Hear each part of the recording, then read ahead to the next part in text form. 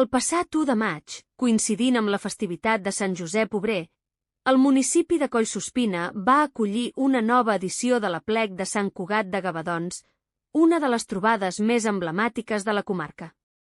Centenars de persones van participar en aquesta jornada que combina natura, tradició i espiritualitat. Molts assistents van pujar a peu fins a l'ermita en un recorregut que simbolitza un petit pelegrinatge. El moment central va ser la missa solemne, on es va destacar la importància de mantenir viva aquesta tradició i es va recordar la figura de Sant Cugat, exemple de fidelitat i fortalesa en la fe.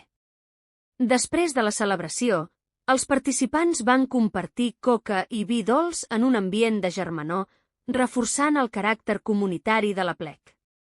Aquesta trobada no només és una festa popular, sinó també un símbol d'identitat per al moianès, que any rere any continua reunint generacions al voltant de la fe, la cultura i el territori.